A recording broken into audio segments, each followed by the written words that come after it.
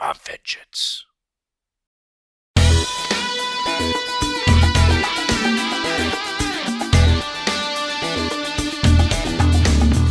What's up, everybody? This is Far From Blake, and today I'm going to get into my Batman actors tier list. That is all live-action Batman actors. So that is from Batman 1960, I need to look it up, with Adam West, all the way to Robert Pattinson's Batman. Anything before or after doesn't count. Any TV shows, I'm not counting. All live-action movies. So here are the categories. We have GOAT, Fuego, Potential, and not feeling it.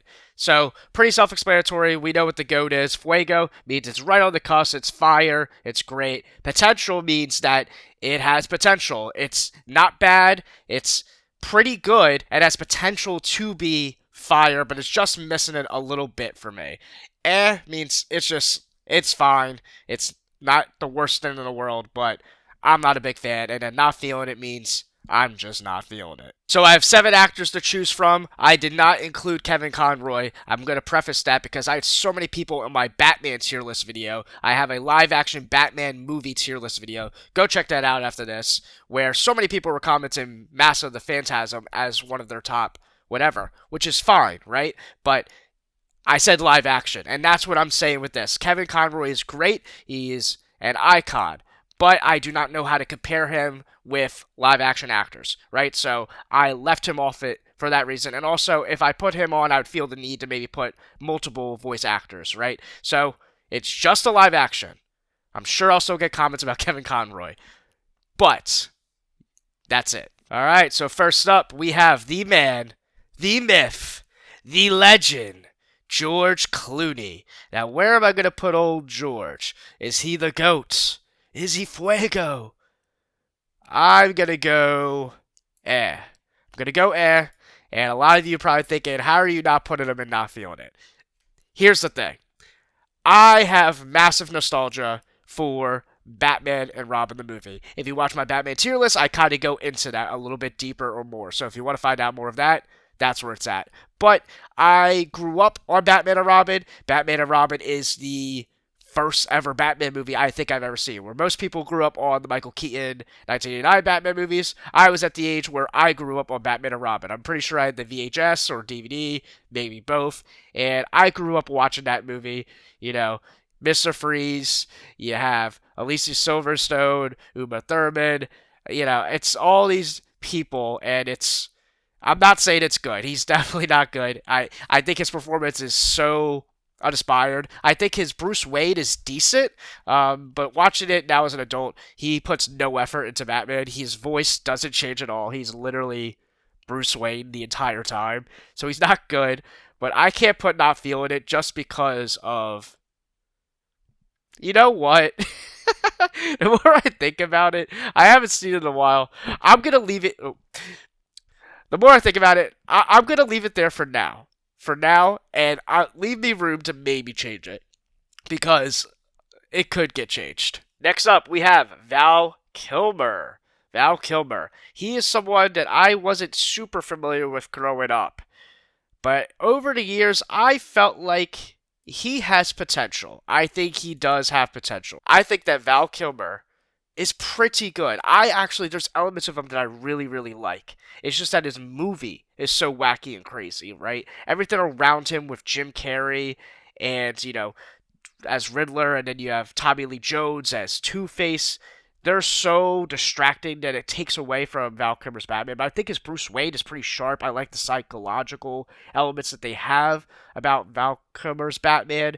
And, you know, going into the lore a little bit of the psychology of his trauma with his parents passing, right? So I think there's really cool stuff in there, but the movie really hinders it. I think if you had a more serious Michael Keaton type Batman movie, because they're in close proximity of range, you know, a couple years after the Keaton movies, I think Val Kilmer could have been just as legendary as a lot of people think Michael Keaton is. I think Val Kilmer was that good, but his movie is just so off tone, so off kilter from what he was trying to do with the character. Next up, we have the man, the myth, the legend, George Clooney. I mean, nope. I mean Christian Bale.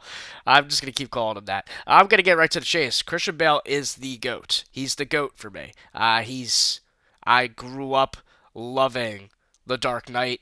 One of my Joker posters fell down over here, but back over here we have the Christian Bale Dark Knight movies. We have Batman, we have Joker up there, and the Dark Knight poster, right? So I love Christian Bale's Batman. He gets a lot of flack nowadays for not being as comic accurate with his world that Nolan built and whatever, but I think his Batman was really cool. He's like a ninja, was trained by Ra's al Ghul.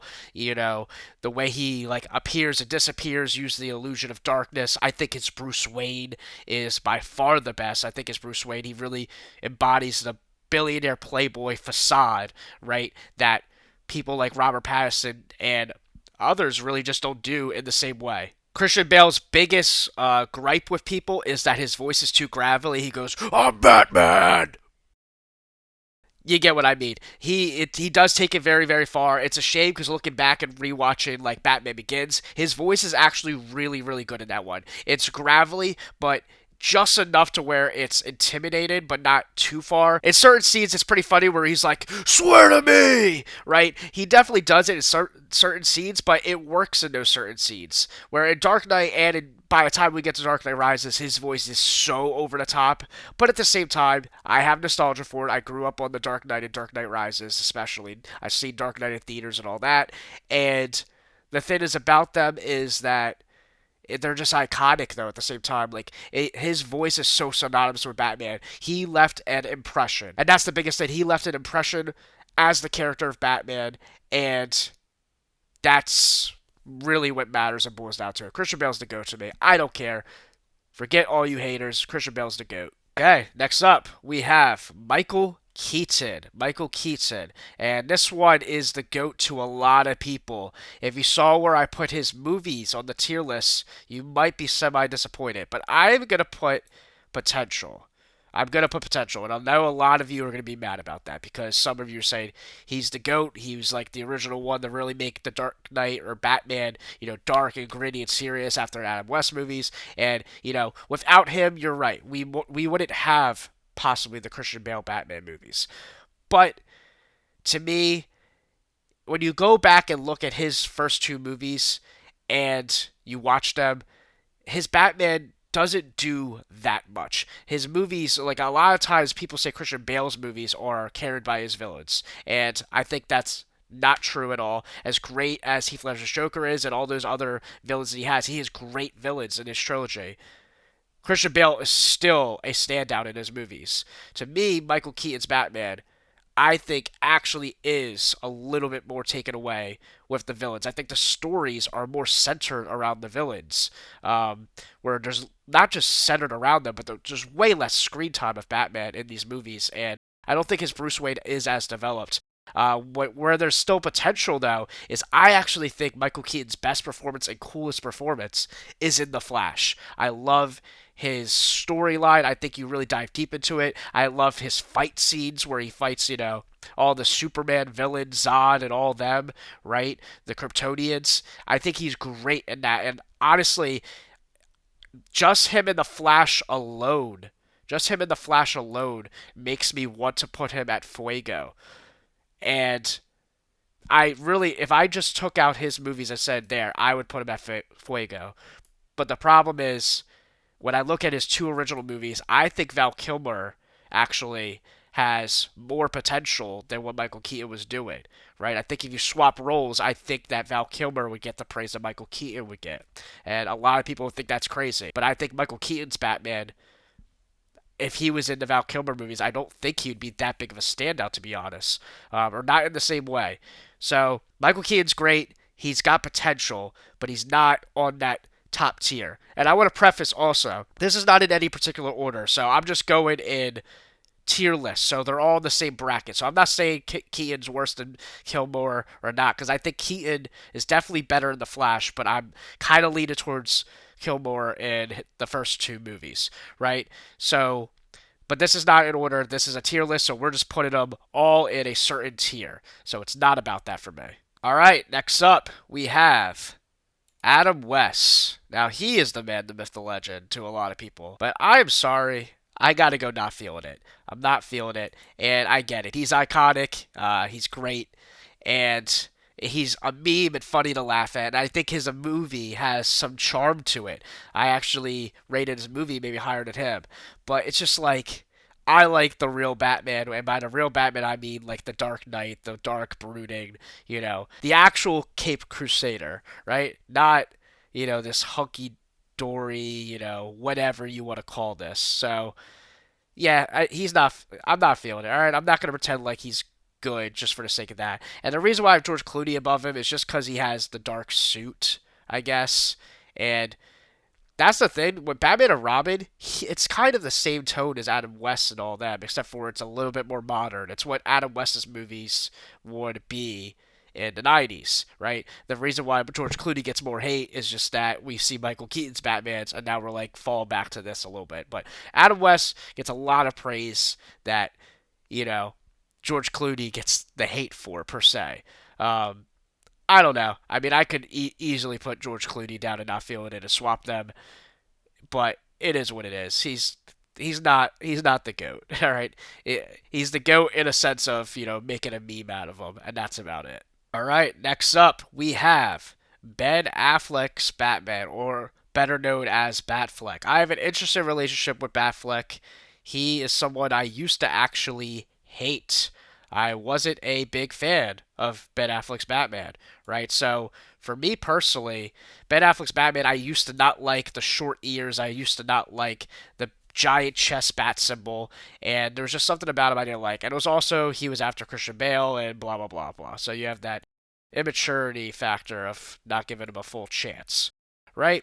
And over time, literally in the last year or so, I've completely changed my mind on him. I'm gonna go Fuego. Yeah, so I'm going Fuego for Ben Affleck's Batman, and here's the reason why. To me, there is a lot of potential with Ben Affleck's Batman, but we have some really goated scenes with the warehouse scene, right? The warehouse scene in Batman v Superman is by far the best action scene in a Batman movie. I think the fantastical elements, as bad as his suit looks in or costume or cowl, all that stuff in the Flash movie looks.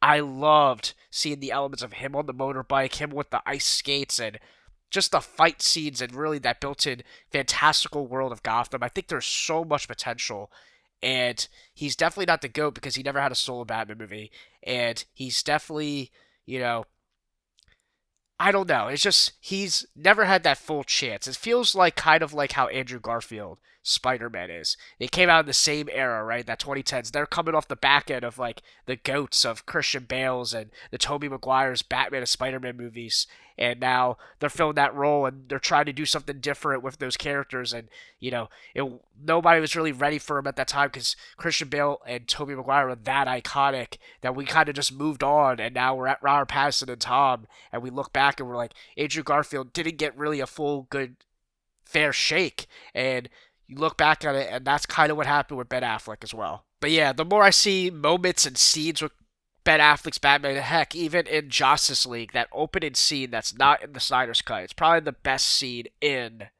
Justice League, is that opening scene where we see Ben Affleck fighting the parademons, or whatever they are called.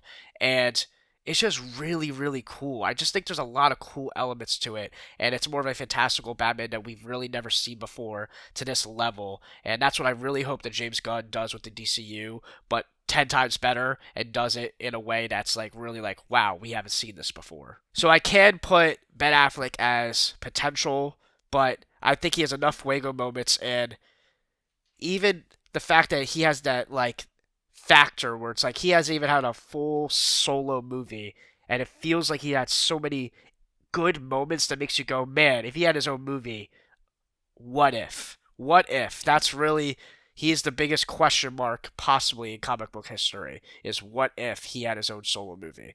And I wasn't someone that was that caring when we moved on from him, but now as time has moved on and Robert Pattinson's Batman is getting pushed 5.5 years past the date, it makes you wonder, What if? All right, last but not least, we have Robert Pattinson's Batman. That is actually the same cowl I am wearing right now on my face. The Robert Pattinson Batman mask. And the reason why I have this one, I had a Christian Bale mask that I wanted to get, but I wear glasses, as you might be able to tell in this thing, and the way glasses fit, they can't fit my face, and I am blind without my glasses, sadly. So the way Robert Pattinson's mask fits on my face, the way the nose arches, I'm actually able to wear this without my glasses crushing my nose. So Robert Pattinson's mask, cowl, whatever, is the GOAT for that for me, to wear on my face at least. So Robert Pattinson's Batman, where is he at? And I don't have two goats as of right now. I'm going Fuego. I'm going to get right to the point. I'm going Fuego. Robert Pattinson's Batman is really, really good. There's a lot of potential there. The reason why he is not Fuego for me is, one, we haven't seen enough of him yet. Two, I really, really don't like his Bruce Wayne. I don't like his Bruce Wayne at all. He is just so not Bruce Wayne. He is basically Batman the whole movie. And I don't mean because he's wearing a costume the entire time. Even when he's not wearing the Batman suit, he is out in public acting like he's obviously Batman when he's Bruce Wayne. And I get it, you might say, oh, I thought this was a Batman ranking, not a Bruce Wayne ranking. I should have prefaced by saying this, but when I say Batman ranking, I'm also including the Bruce Wayne, as I clearly laid out with a lot of the other characters. I didn't talk about Ben Affleck's Bruce Wayne, but Ben Affleck's Bruce Wayne is decent enough. He's pretty good too. That's why Ben Affleck's also up there. I think his Bruce Wayne's solid, right? You know, that scene with Ezra Miller and he's like, you know, what's your superpower? And he's like, money or power, something like that. Oh, no, he says, I'm rich. And that was just such a Bruce Wayne line, and that was really, really good. Robert Pattinson, we haven't seen enough good stuff as Bruce Wayne. I am optimistic that we're going to evolve his character in the second movie. The problem with that is we're waiting 5.5 years to find out, so it's kind of hindering it a little bit. Obviously, that's not Robert Pattinson's fault.